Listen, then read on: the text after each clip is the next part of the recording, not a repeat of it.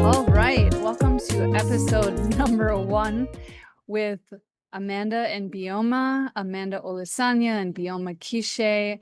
How are you doing this fine morning? Well, I'm doing very well. I'm here in Kampala, Uganda. How are you? Where are you right now? Which part of the world are you? Well, I'm actually in Bali and I just booked my trip ticket back to Johannesburg and I'm very excited about it. I'm excited to get back into the vibes of Africa. So things are okay here. Obviously, they're beautiful. However, I'm excited to feel, the vibes of Africa Yeah, you know that specifically. song, Vibes on Vibes. The vibes all night. I thought it was the vibes all night. I don't know. It has vibes in it, so Well, you're usually way better at it than I am. So, all right. So today's topic is going to be why talent will outsource capital. So what does that mean to you? outpace capital. Yeah. Talent will Why outpace talent will capital. outpace capital. Yeah. Oh, okay. Yeah, so I mean, when you look at Africa in general, I don't think we have a problem of capital or capital investment. So many Mm. people want to come and invest in Africa, but it's the skills that we do not have. I'll give you an example. When the Chinese come to invest in Uganda or any other country for that matter, they always have to carry some professionals with them.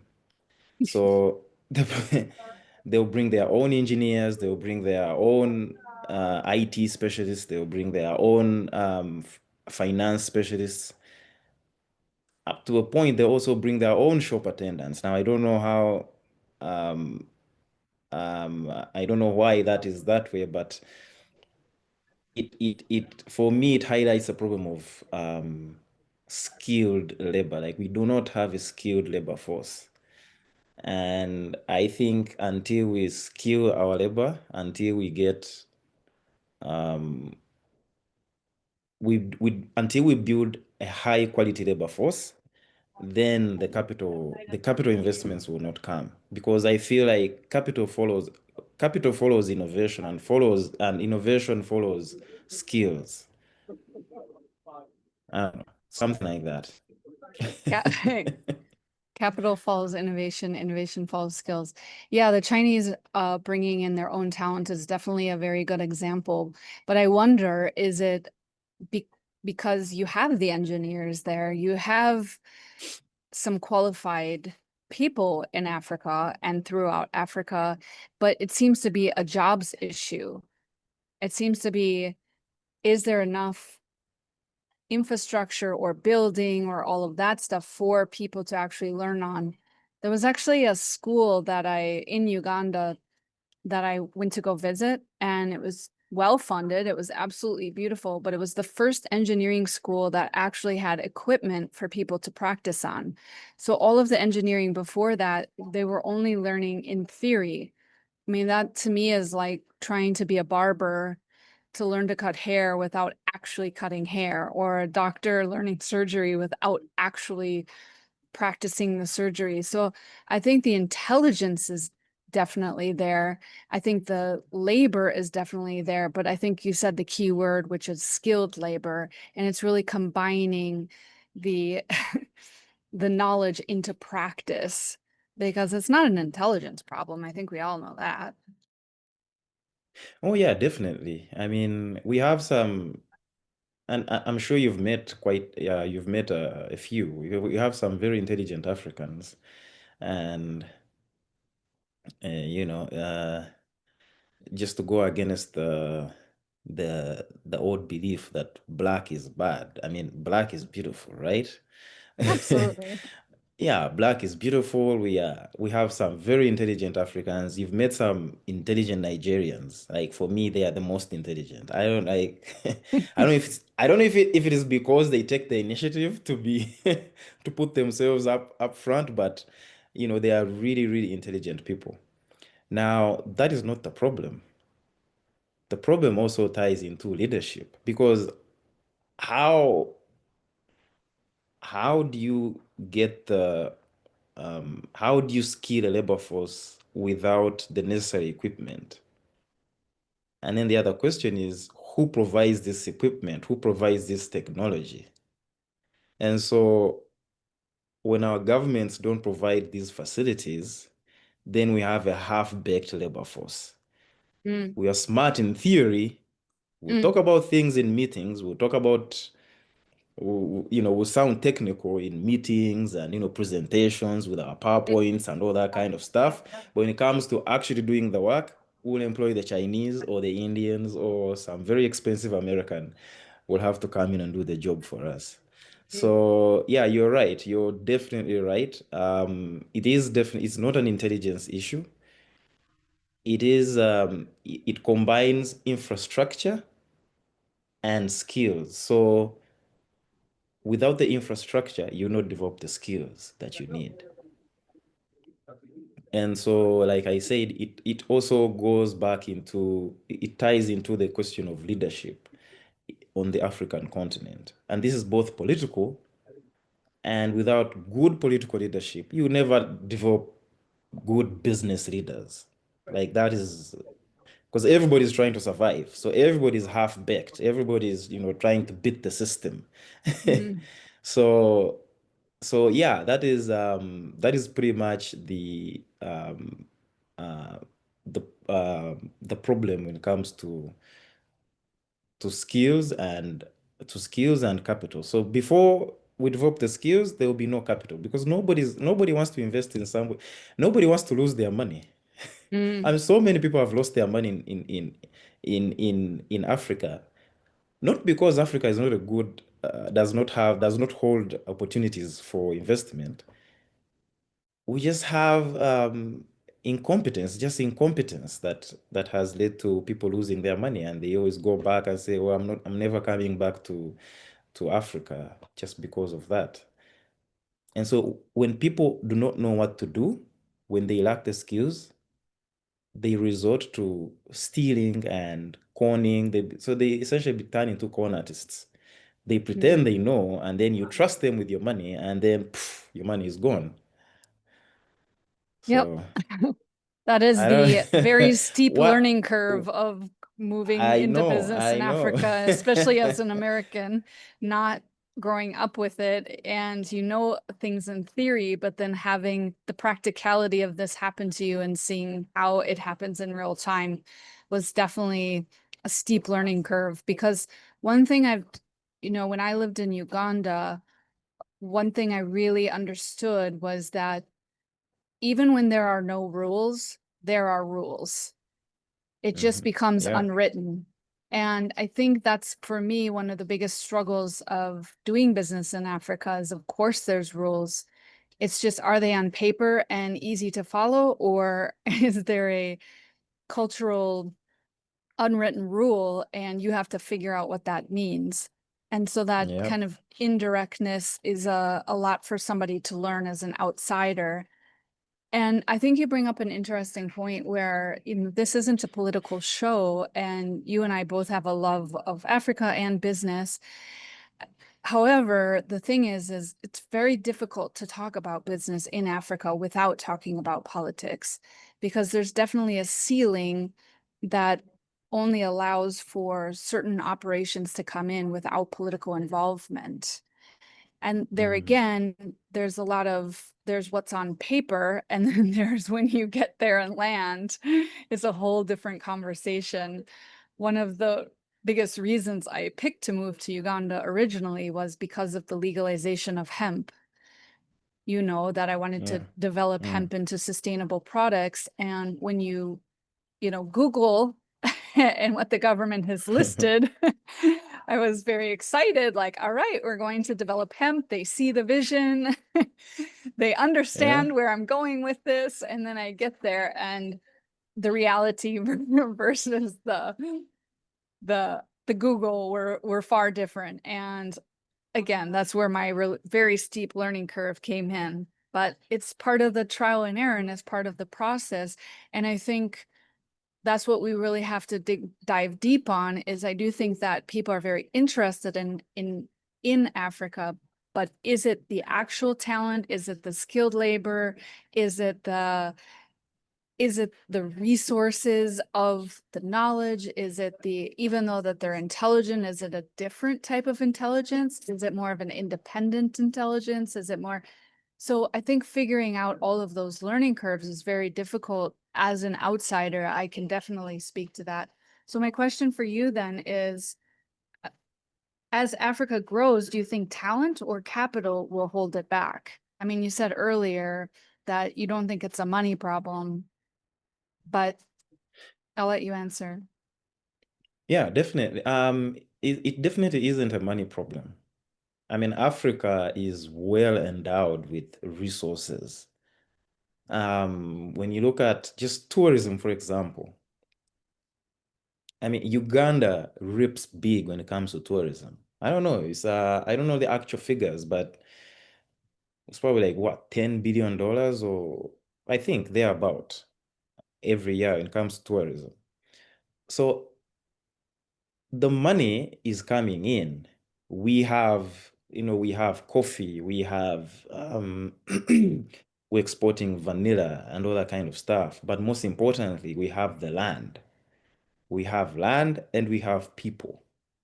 So capital, in my view, capital is not the problem. It is the quality of the population. 22%, like 50, no, we're about 45 million people in Uganda. And 22.5 million is men. So, and we all know that we are a very young population. So I would say that a very good percentage of this 22.5 million men is able-bodied men who can actually work. They are young and they can be put to good use. But we are not realizing the benefit of it.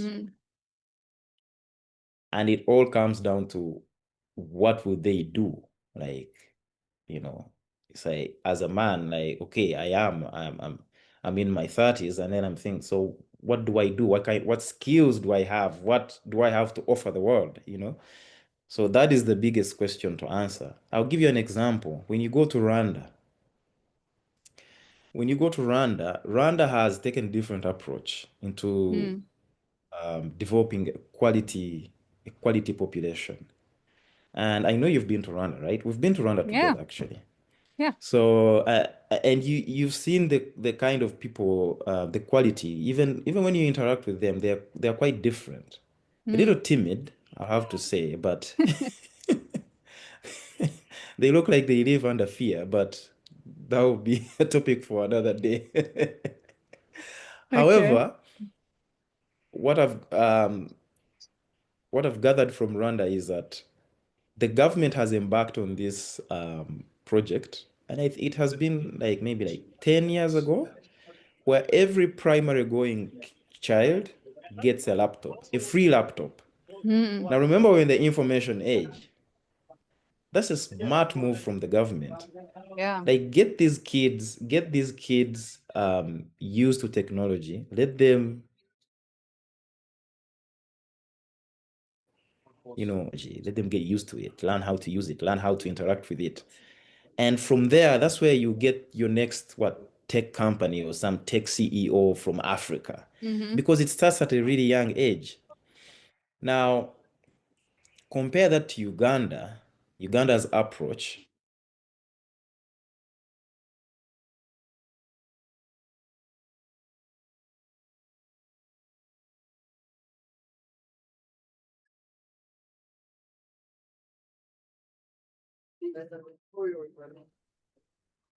So yeah, Uganda's compare that to Uganda's approach.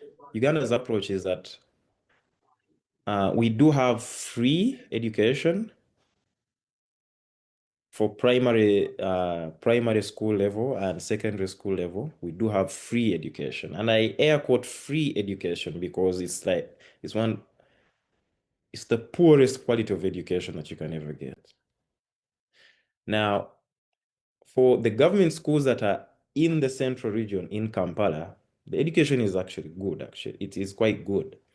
But remember, the biggest part of our population is up country. It's not in Kampala, it's not in the capital city. And so they are getting below standard, like below substandard um, levels of education. So the kids have no access to IT, they have no access to finance knowledge, they have no access to vocational skills. So it's basically just, you have a child, send them to school, and then they will spend most of their time in school, uh,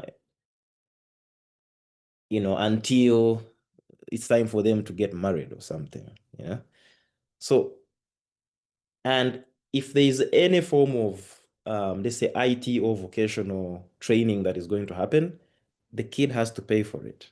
And these are mostly poor people. They come from poor communities in, up country. And so they cannot afford this kind of education. So compare that, Rwanda and Uganda, you see that Rwanda is way ahead in trying to develop a quality population. And 20 years from now, they will have a higher quality labor force than Uganda. So using that as an example, talent will take time to build. It will definitely take time. This is not a 1 year thing or 5 year program. It will take 20, 30 years. But once you reach that point where you have a skilled population, then you not look back. It's game on for the country. And Yeah. and this is where some countries are making progress and then other countries are actually lagging behind. So to talk about, I'll take you back to what you just mentioned. When you came to Uganda, on Google, hemp is legalized, you know, hemp is legalized, and you know, there's this painted picture of a heaven for you. You're going to come here, bring your hemp business, and you're going to transform communities and society. And but then when you arrived, you actually realize that the people who are marketing this hemp thing, they actually don't know what they're talking about, Maybe. right? Yeah. Well, I guess I'll ask you that. So, what was when you landed in Uganda and started talking about your hemp business? What did you realize? Like, did did the Ugandan government and the people actually know what hemp is, or was it something they probably saw in a conference somewhere and decided this sounds, you add atmosphere to our government page, our government internet page, put it on the landing page of the government. Eh? We add good atmosphere. Well, again, strong learning curve. So there were definitely people who knew and understood it, but yeah, much like the gold, like, oh, we discovered gold. And Uh-huh. and it was like, oh wow. I mean, to your point, it's like they're learning marketing and they're learning what other people are interested in, not because they're interested in it for themselves. They're learning what the West wants to hear, and they use it to magnetize investments and to bring people in and to highlight the language that sounds attractive for them, whether they care Mm, about it or not. mm, Sustainability, or these are kind of the buzzwords of the West. So those are the buzzwords that they will use. And it doesn't mean that there weren't people who knew and understood it. However, I found that whether they knew and understood it or not, they attached everything to money. They weren't interested in developing a company and developing innovation and then making money. They were interested in making money, period, full stop. yeah. Mm, And so for me operating there, it was very difficult to have a long runway to even get the company off of the ground, because in the beginning stages, as we know, and I feel like that's kind of the biggest difference, is they seem to see. I found that when I was operating there, and again, we're talking specifically about Uganda, right? Even though there's a thread that is interwoven throughout Africa. I'm speaking specifically to Uganda in this point. I have worked in Malawi, a bit of Tanzania. I haven't been to West Africa too much as far as business. So when I'm speaking to this, it's definitely my personal experience in Uganda. But yeah, like I said, there's a language that I hear, certain words that I hear that I go, okay, this is familiar. This is sounding familiar again. But yeah, that's where Mm, I got really frustrated, is that they associated capital with making money instantly. Whereas I feel like in the West, you associate with capital getting a company off of the ground. And there's a longer runway to get that company off of the ground in the West, because if the funds are used appropriately and if there's a clean enough projection or a clear enough projection, more money is to follow. However, in Uganda or East Africa, I was finding that capital meant everybody's payday. And when the next round of capital was needed, nobody is going to invest again because the trust has been lost. yeah. And so, yeah, and I found very qualified people. As you know, I do business coaching and in and around Africa and the West. But one of the big things is that yeah, talent and skilled labor, it isn't there. So you have to nurture it a lot more. Mm, And I say that cautiously, because I will say, even in the United States and in and around Europe, just because you get a college degree doesn't equal that you are more intelligent. It means that you're more educated. However, I still had to take people who were well educated and still give them kind of the real school life of how to make money, because being smart and making money are two separate conversations, right? And being a mm, good employee and uh being being a good employee and having a college degree are also two separate conversations. And so when mm, I found uh, somebody who had the credentials, the learning started from there. Typically, what college does is you learn how to learn, but it doesn't always teach you the information that you need to know. And so my point mm, is that I did find incredibly talented people. I think that is really the job of a leader, to be able to nurture people, and a proper business will have systems designed to support people. And I think when you combine those, in my opinion, I see a plethora of talent in and around Africa. mm, Whereas, but again, it might be a different starting point, but I think honing talent is a skill set that's needed in every country globally. Emotional intelligence, designing a business to support systems to nurture people is a global talent, right? And mm, you and I have discussed this in private before, there's a huge difference between a boss and a leader. And when you have a boss, that's essentially just telling somebody what to do. Whereas the leader, mm, again, is more of nurturing. It's more bringing people along. It's more giving them platform to be able to express themselves and rise up. And I personally don't think that has really been developed in Africa. And to me, that's what excites me about it most, is giving it a platform, because I think the talent's there. It's just, how do you develop talent, right? mm. I mean, it's definitely there. Yeah, you're right. And when you look at especially some countries where a few individuals have come up and actually um, discovered, what should I call it? Like discovered the magic, I don't know, like magic Formula? wand or magic formula. Yeah, that's the correct word. You go to Nigeria, there's this billionaire called Dangote. I don't know if you've Mm, heard of him. mm-mm. He's into oil.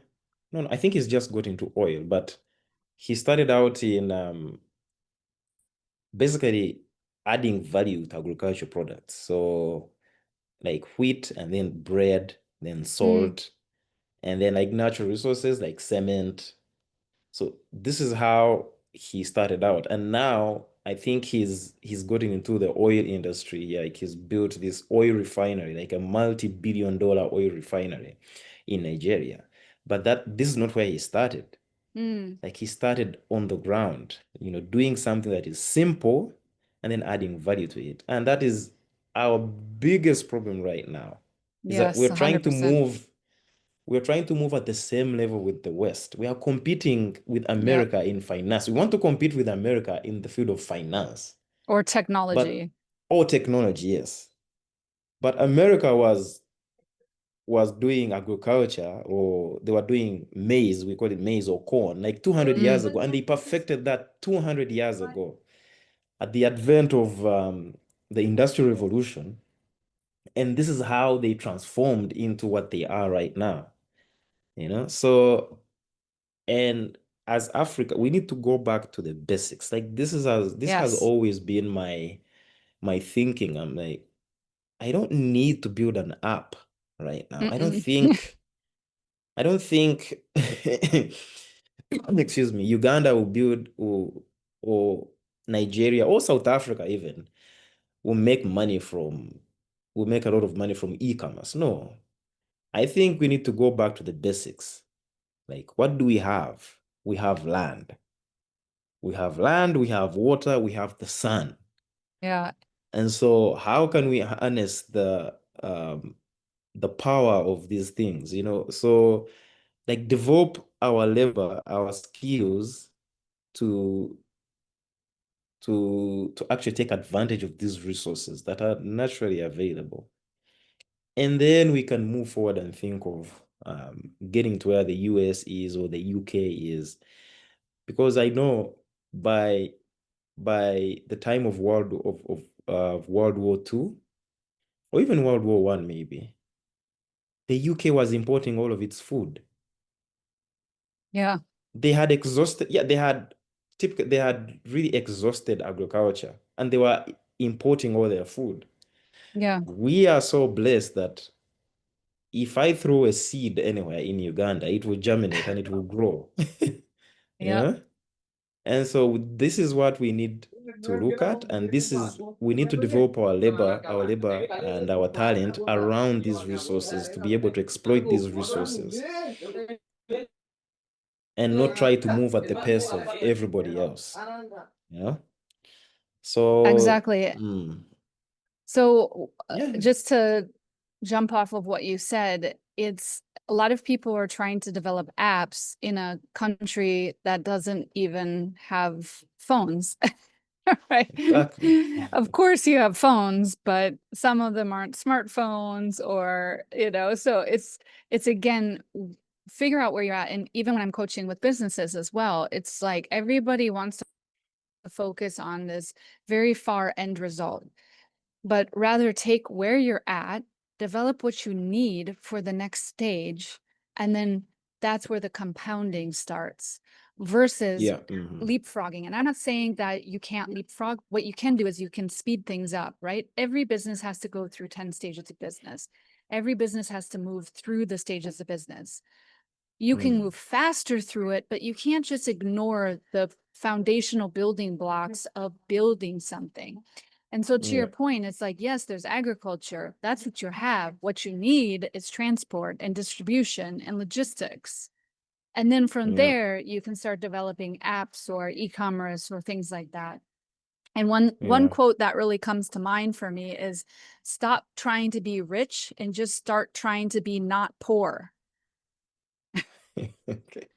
Right? Yeah. Like Makes sense. everybody wants everybody wants to get their instant payday and thinking about how much I can afford for this moment, which is very short-term thinking, obviously. But so stop trying to be rich and just start trying to be not poor. Start developing a middle class where the ecosystem builds on itself, because how you can get rich is when a lot of people have money.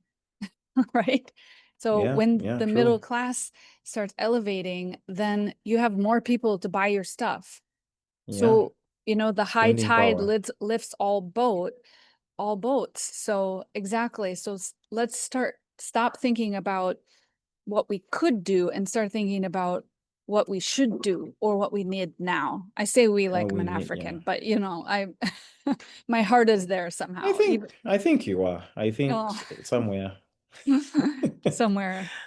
somewhere Well, inside and like in your spirit. deepest heart of hearts. I think you are African. I mean, I was Well, I always say this that I love Africa more than Africa loves me. You know, it's like an abusive relationship. It's like, I love you, Africa. Whoosh. But no, I love you. Whoosh. And it just keeps beating me and I keep running back. But so I think somewhere there must be something bigger than me that keeps me I mean, staying because Africa will recognize you and they will know that you are a part of us, and then it will be more um I don't know. well, it's very inclusive of you to say. I mean, that's one thing that I have felt is the inclusivity, not South Africa, but the rest of Africa. I felt very included, but different histories, right? I mean, yeah, I mean, I mean, the rest of Africa, I mean, obviously you are white, so Yes. If this when you is go not to videoed, I am white. I am American. yeah, so when you go to any other country that is predominantly black, we will look at you as an opportunity, right?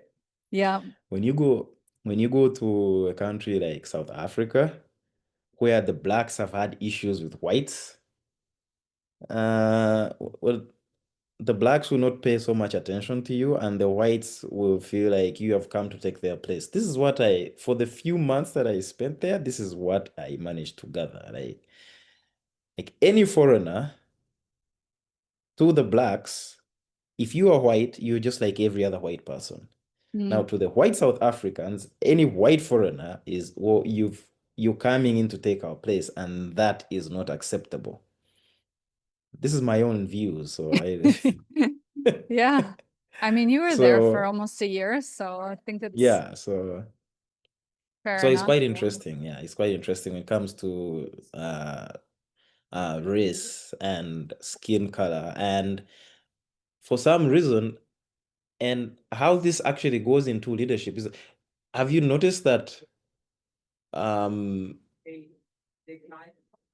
that when you walk into a predominantly black country, you immediately assume the leadership role. You are the leader because you are white.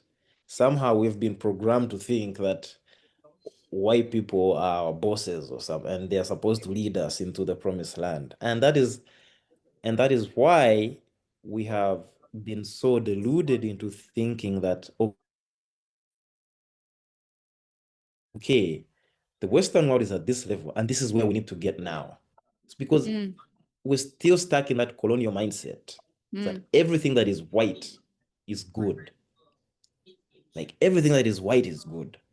And because we're stuck there, we're always trying to be at the same level. We're trying to, be like Kim Kardashian or Brad Pitt or whatever, or maybe I think we need to change the standards if that's the case. But I think, I so mean, or and for our tech our tech companies, you're looking at the likes of Mark Cuban or Jeff Bezos, or yeah. all these guys. So I think for every level we have there's people that we're looking up to. So for every level of intelligence, and Mm, so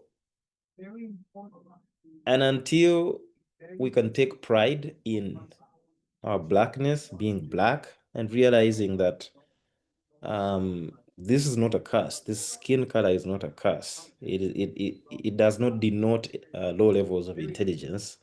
And once we can take that power back, I think we can Africans can move forward, because what do we do? I mean, you've been to several business meetings here in Africa, South Africa, Uganda, Rwanda, or Malawi, and it's the African that always shows up in a suit. Like, I've never understood that whole, like, they always show up in a suit, with a necktie. They're sweating profusely and the white American who show they're in jeans and t-shirts, they are comfortable, like they're there to talk about things that matter. Whereas the African is there to impress the white American or British or whatever kind of white that exists. Well, let me just stop you here. So, I think you've pissed off every okay. Pan-African. And I think there are plenty of people who still believe that Black is beautiful and that they are superior. So I'm not going to speak to that. However, I will speak to when I will speak to, I do feel as a foreigner, I don't necessarily think that everybody looked at me as a leader, but I would replace that as an investor, right? Or a hope, or Mm, like I'm going to solve some problem.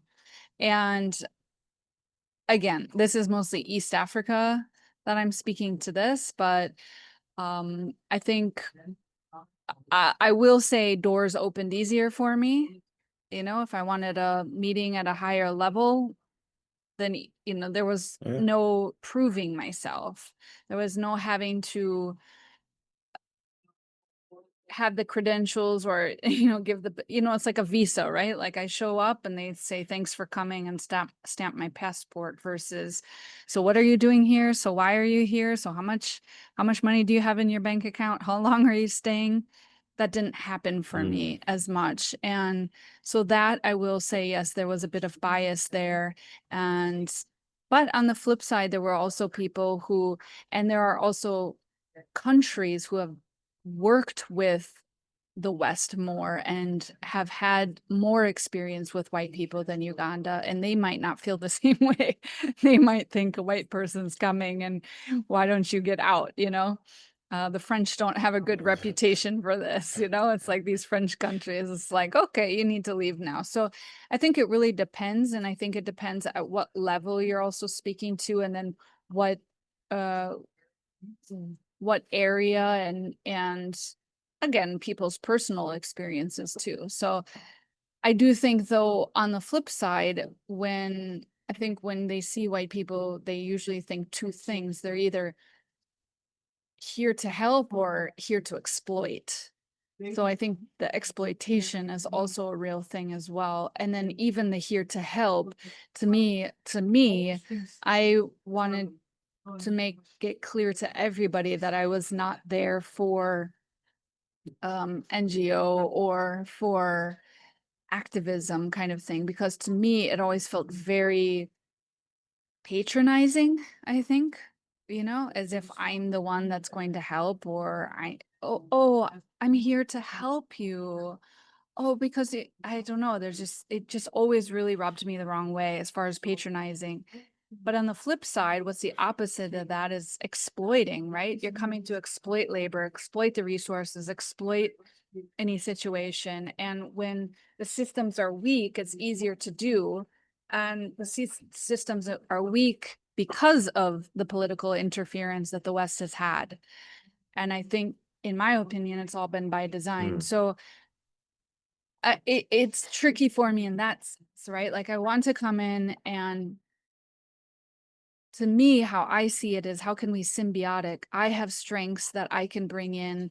I have the ability to hone in talent and see people for where they're at and for a natural gift and a natural mindset, and then helping develop that versus, and to me, that's a symbiotic relationship, right? Like I have a skill set, you have a skill set, and we can help each other.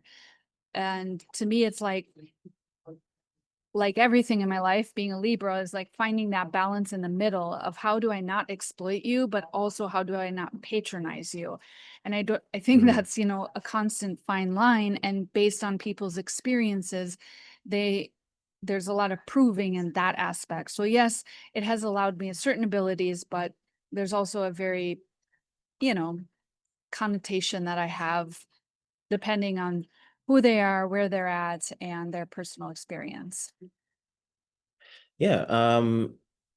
And to add to that, it all goes back, like I was saying, it all goes back to this colonial mindset that we have, that we have been Mm, set up. We think help is going to come from outside. mm, And so, like you said, when you see a white person, we say, oh, help has arrived. mm, Because this is how um, the early white people that came to us, this is how they presented themselves. They said, well, whatever you're doing is bad, is evil, and we are here to help. We are here to mm, guide you into the future. We are here to show you the light. mm. And so, fast forward over, like a few generations, this is what we have come to believe. You know, as Africans, we have white names. We have, you know, before the white man came, there was no John in Africa, in Uganda. There was no John, there was no Stuart, there was, Joseph. No. I mean, we adopted your names, we know all these things. So in our heads, in our minds, we think help is always going to come from outside because the white man has shown us the light. Yeah. Now, Now, but then there's also this, the leaders. And like you said, there are few people who have interacted with the West. No, I'm sorry for using the word white so much, but there are people who have interacted with the Western world, Yeah. and they have gained some level of success. And the thing that they have not done for us is that they have not come out to tell us, well, that these are normal people that you can Mm, actually deal with at the same level. mm, And so what happens is that when our leaders go out there, they deal with the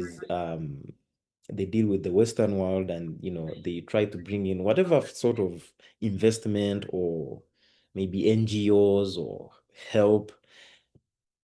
And loans. what it does, so they bring in these loans and all that kind of stuff. So what it does, it only compounds on the other it only compounds the other effect of, oh, the white man has come in again to help us. Yeah. Instead of, well, they should be telling the everyday average African that, you know what, this white man is not coming here to help you, he's coming to invest. And so you can deal with him at the same level. Like, there's Mm, no need for you to look at him as like a savior or something. So just, make your case, present your case, like negotiate. Usually what happens when these people show up, we just offer them everything. Give them land, we give them a tax holiday, we give them, we give them everything, like like it was in the 1500s when they showed up with a Bible and a gun. yeah. So Well, let's take this back to a Mm. kind of on the ground in a local area, right? And what I mean by that is you're a business owner, you're a business in a local African country. So for you, Yep. how can you start treating talent as an asset rather than a cost?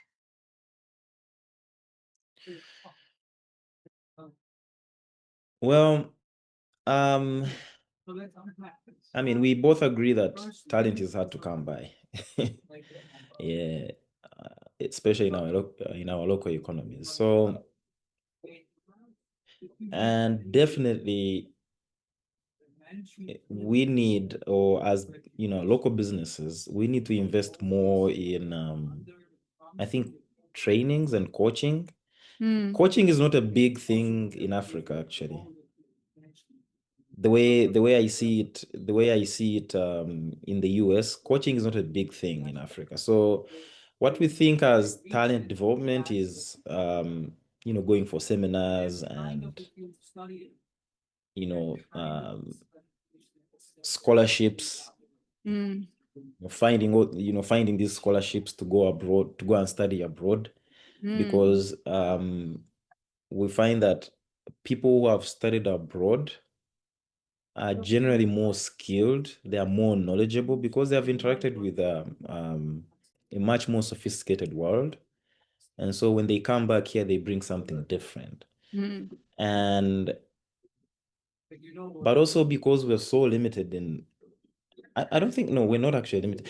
But because we still have this mentality of, I need money to do business. Mm, So talent and talent development still, still, it is still, we look at it as a high cost on business. Like it is something that we invest in cautiously. So yeah. the thing is, instead of investing in talent to make more money, is like, let me make more money, then I can send my staff for training, or then I can go back for further studies, or then I can. So we're doing it in reverse. And yet we Yeah. should be doing it in, from talent, then more money, because talent will bring you more money. And so, and speaking from my own experience,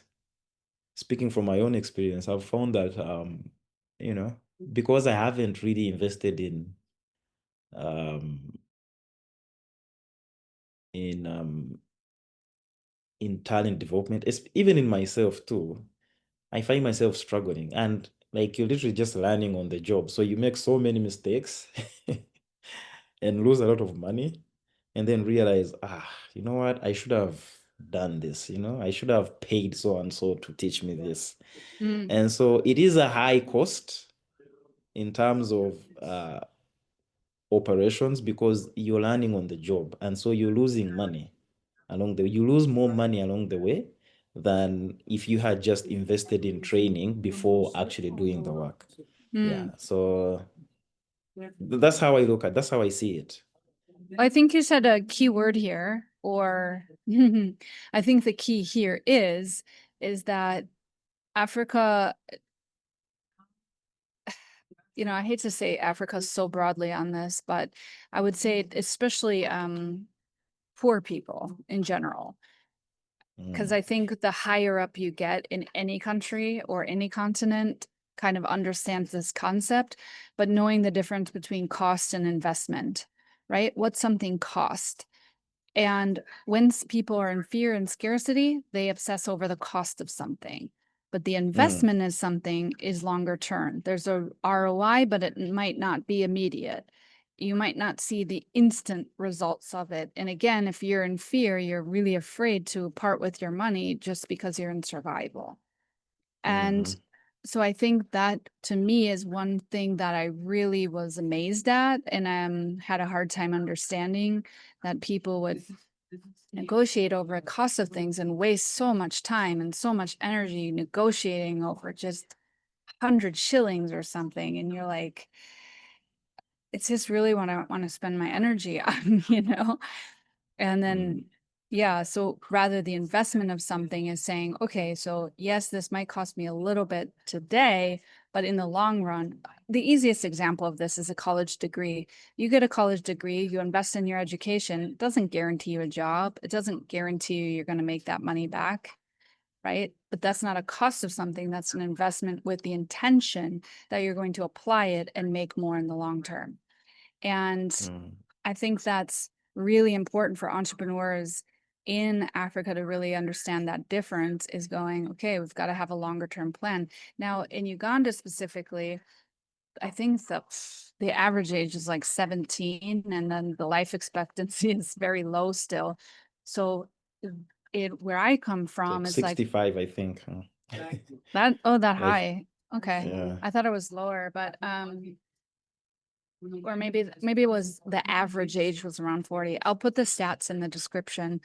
I've been looking them up as I go, but basically what I saw was when we were just hitting our stride in America, when you're 40 years old, you're just coming into yourself, you're just hitting your stride, you're just hitting kind of really making money in life. And Mhm. there, it's like by that age, you're waiting for your kids to make money for you, you know? And so, putting the hard That's pretty funny. putting the hard work in so I just think that was a big difference that I noticed between the two different worlds, shall we call them, because it is amazing how it's one planet and there's definitely different worlds happening simultaneously.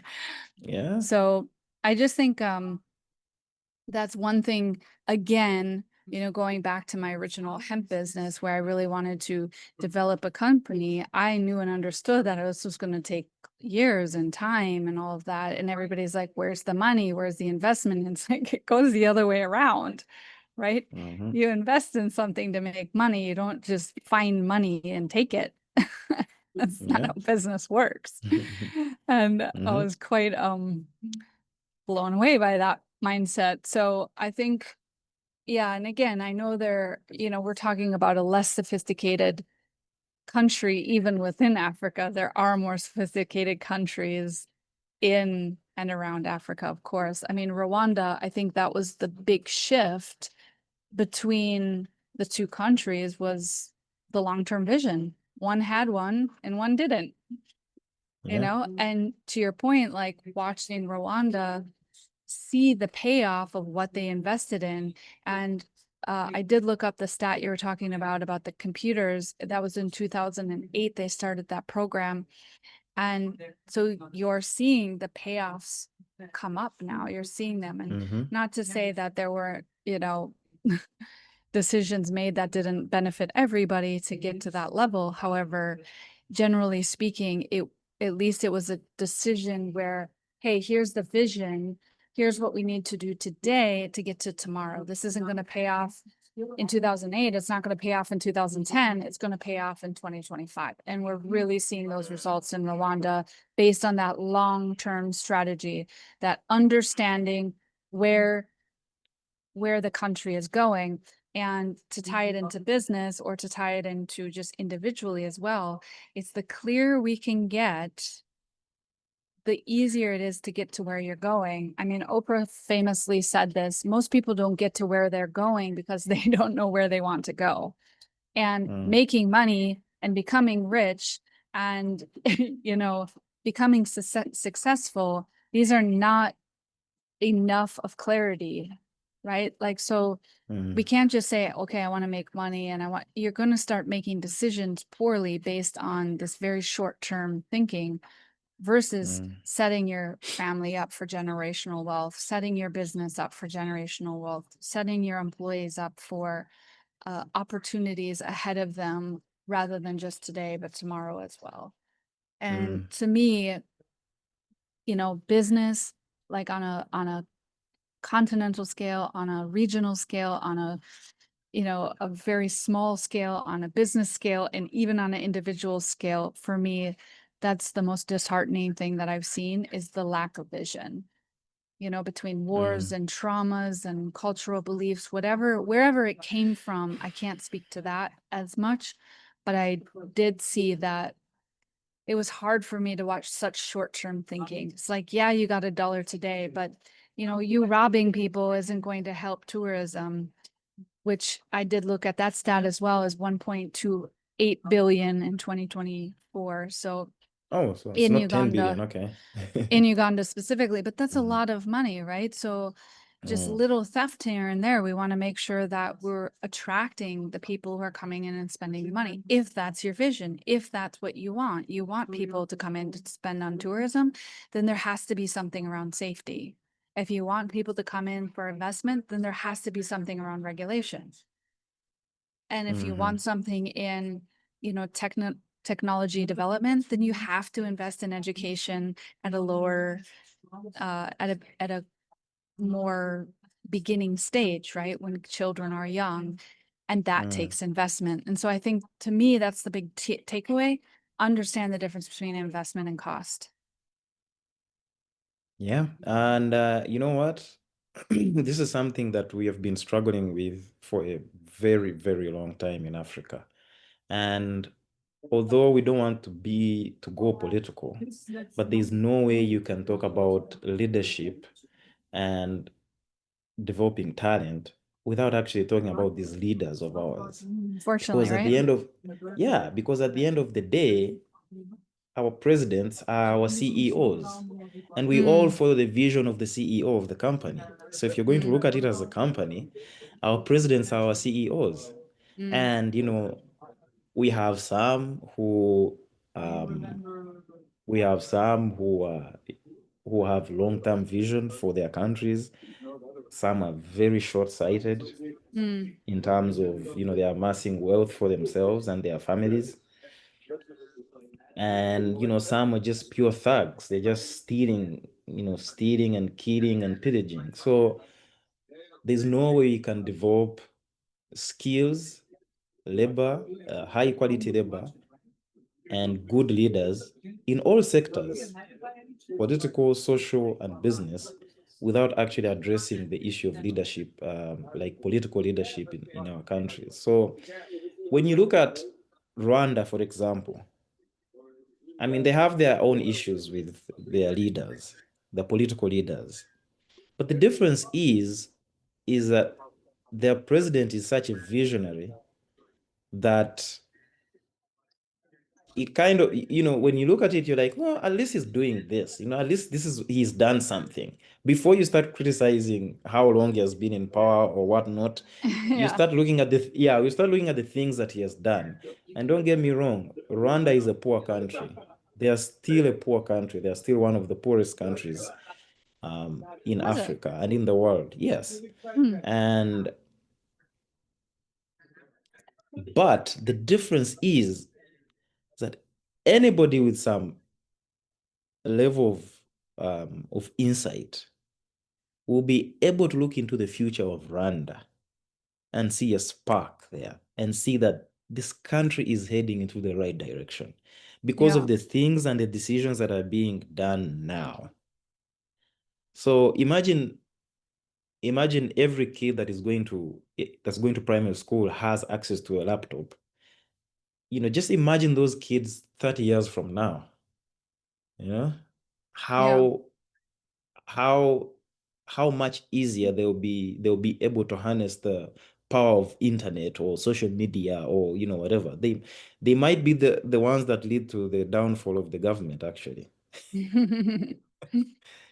But it just goes to show you that the quality of political leadership will eventually lead to a um, better quality leaders in the country.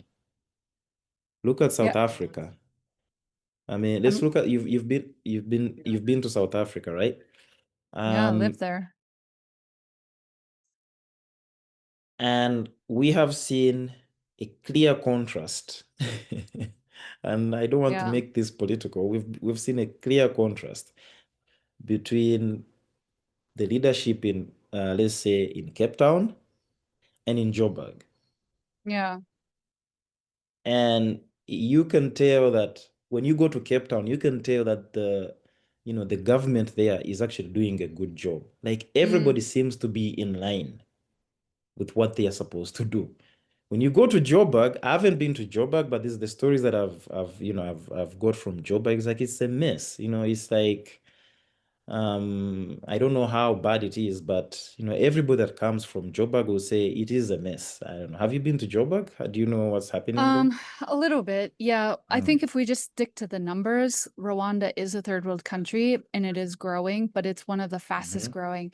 And so if we look at the Exactly. numbers, they're growing at a really quick rate of, you know, 7% annual growth rate, which is really huge. So they're still considered third world. However, if they continue on this track by 2035, they will become a middle income status. Exactly. Yeah. Whereas South Africa in general, their GDP is at about 1%, if I'm not mistaken. And with inflation and all this other stuff, it really isn't even that the growth on that isn't looking good. Let's just say that they're not on an upward swing, whereas Rwanda is on an upward swing.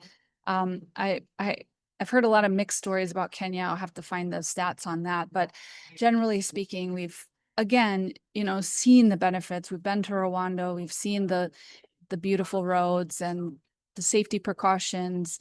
I find they just value life a little bit more with, Yeah.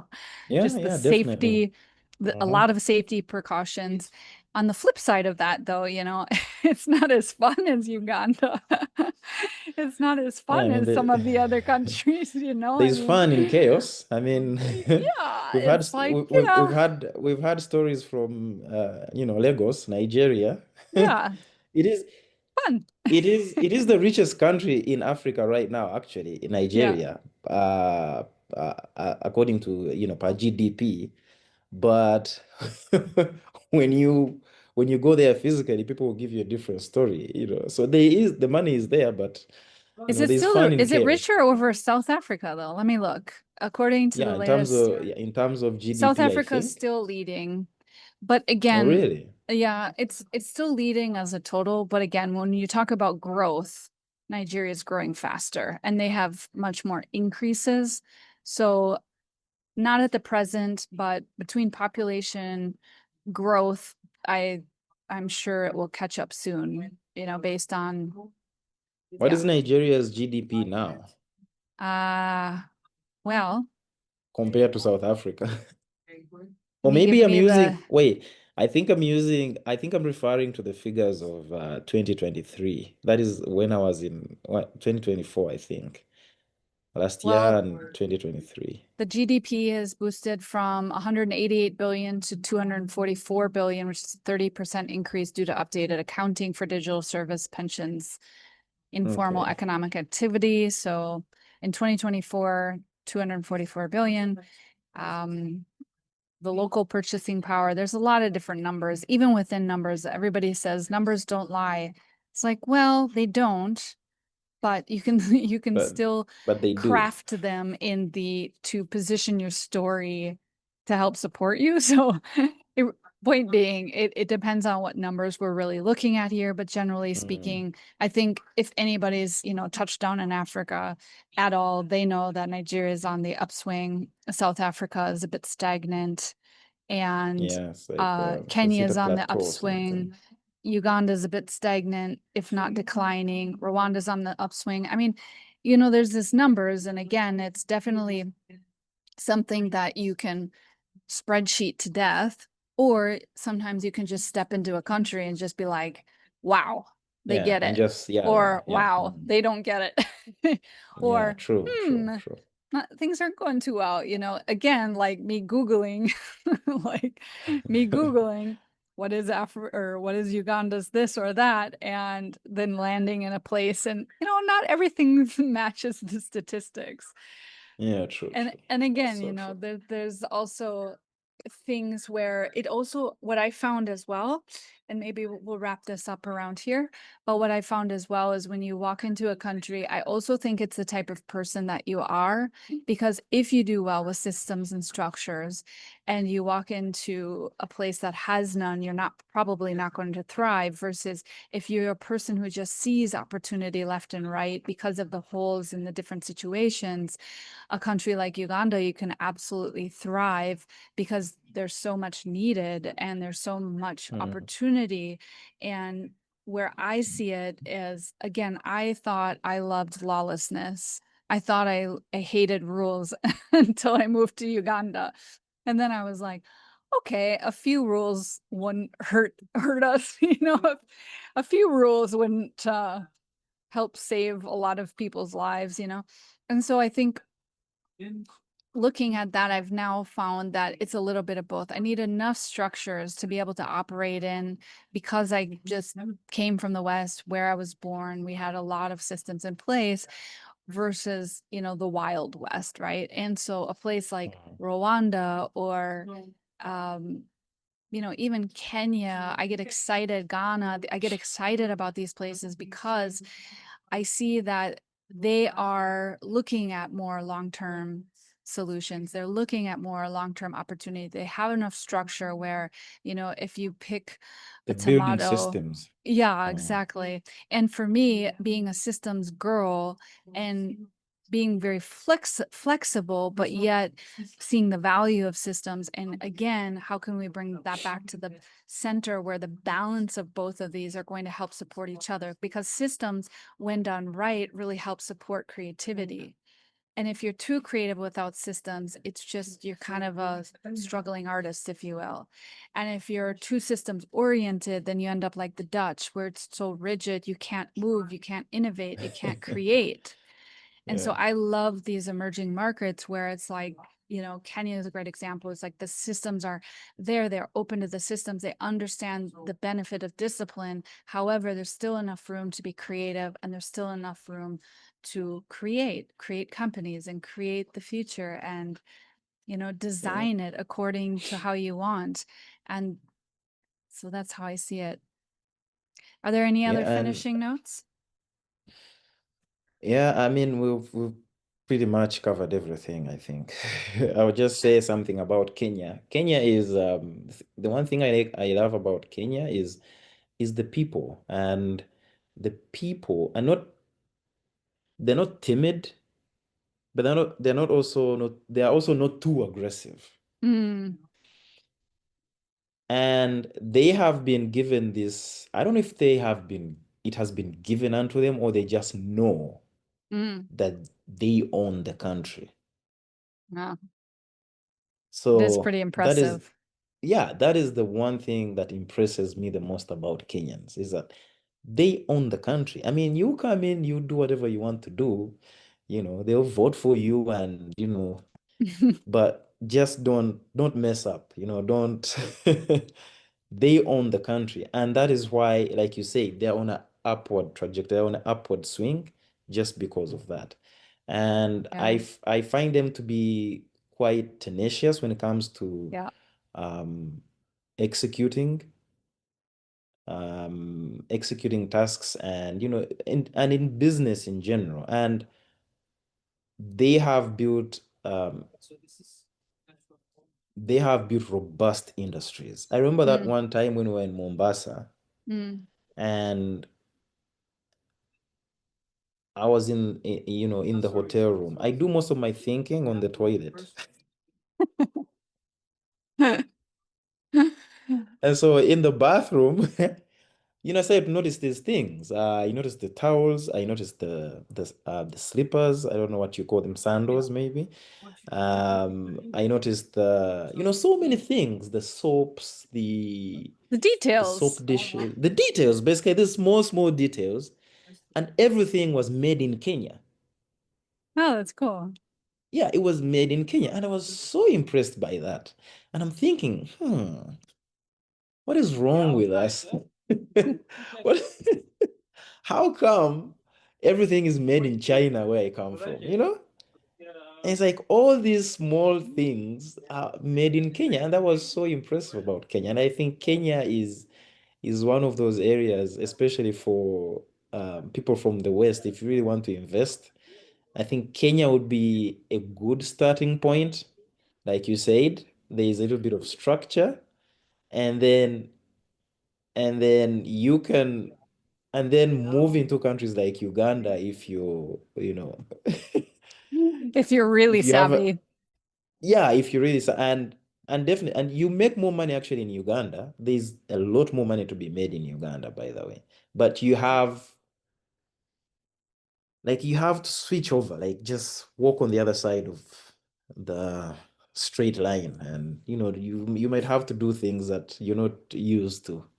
Hmm, But yeah. in general, I think Africa is ready for investment. Africa is ready for growth. We just need that. I don't know. We just need that wake up call, especially when it comes to, like we said, the quality of the people. If we can improve that, I think we're good to go. Yeah, I do. I think I definitely think Uganda is a really great place to test ideas and things because of the lack of rules. But then once you want to really grow a company, it's a bit harder because of the ceiling that's there Mm. politically. But you use the word tenacious. I was going to use the word savvy, but I think tenacious is actually a really good word for Kenyan. So all our Kenyan listeners, you guys are Yeah, tenacious. We give you the tenacious title without yeah. the rudeness, right? Like there's still kindness there as well. So They'll be quick to point out your weaknesses, actually, especially when they're referring to Ugandans. They'll be like, Ugandans are too lazy, too lazy. I mean, our own president, I don't know if it was our president, or maybe they, or if it is just something people say, is that one Kenyan will do a job that is done by 6 Ugandans. Because we like to chill, we like to chill and have fun. Hey, but when We the live sun sets and the Afro beats comes on, who's gonna have more fun, huh? exactly. You have more fun in Uganda. That's what. And you know Uh-huh. what? If we can, and you know what? That could be actually our strength. Like just market Uh-huh. the The the vibes. nightlife, the vibes. Everybody come to Uganda for the vibes. We Yep, work at night and sleep throughout the day. You know. exactly. So. Here's Yeah. some marketing for Uganda. So, well, thank you Mhm. so much. I think it was a great first run, and we'll see you on the next episode.